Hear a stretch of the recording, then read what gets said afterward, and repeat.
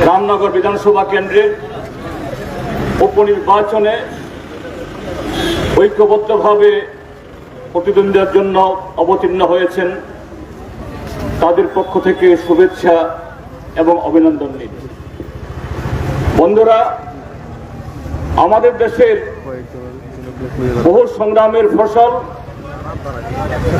স্বাধীনতার পর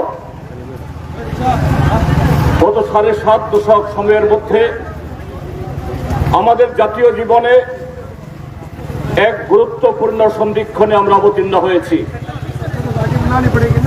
আমাদের দেশ গত 10 বছর ধরে রাষ্ট্রবাদী নামাবলী পরে একটি দেশ বিরোধী শক্তি, যারা স্বাধীনতার সংগ্রামে যাদের এতটুকু অংশগ্রহণ ছিল না,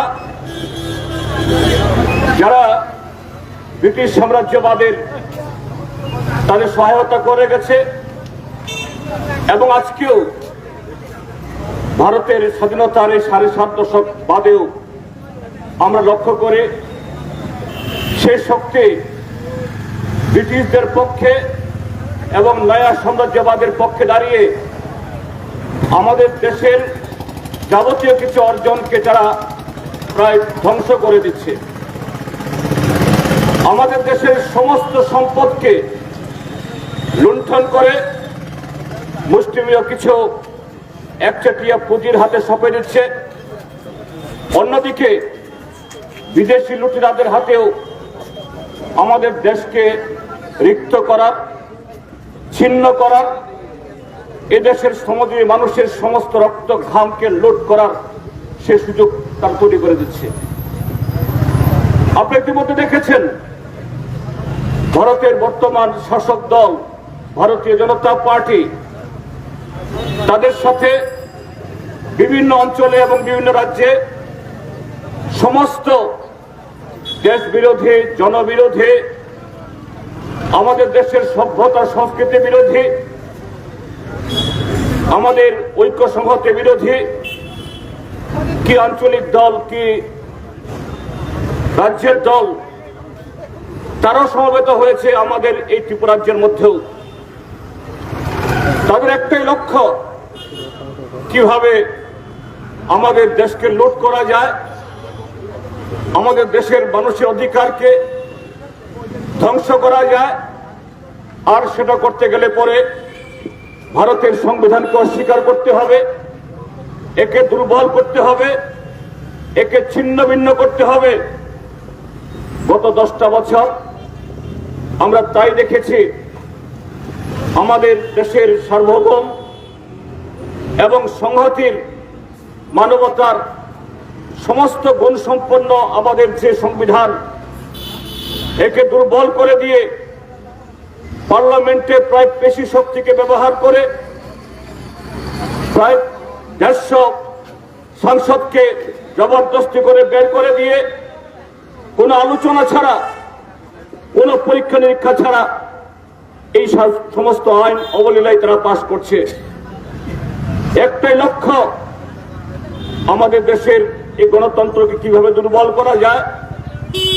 এটা দুর্বল হলে অর্থনীতি দুর্বল হবে, প্রতিরক্ষা দুর্বল হবে, শিক্ষা দুর্বল হবে, কৃষি দুর্বল হবে, বাণিজ্য দুর্বল হবে। এভাবে আন্তর্জাতিক ক্ষেত্রে সমস্ত মাপকাঠিতে, কি ক্ষুধার তালিকা, কি গড়পড়তা খাদ্যপ্রাপ্তির তালিকা, কি গড়পড়তা স্বাস্থ্য অধিকারের তালিকা, শিক্ষার তালিকা, সমস্ত দিক থেকে ভারত ক্রমশ সেখানে পিছিয়ে যাচ্ছে।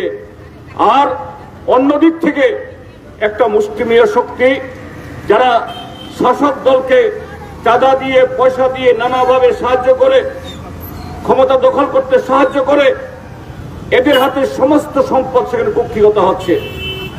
আপনারা এও দেখেছেন স্বাধীনতার পরে শুধু আমাদের দেশে কেন, সারা পৃথিবীতে কোন রাজনৈতিক দলের দুর্নীতির তার ব্যাপকতা কোন মাত্রায় চলে যেতে পারে। ইলেকটোরাল বন্ড নামে আমাদের দেশের সংবিধানকে অস্বীকার করে আমাদের দেশের পার্লামেন্টের সমস্ত নিয়ম কানুনকে তোয়াক্কা না করে একটা আইন পাশ করেছিল সেই 1917-18 সালে।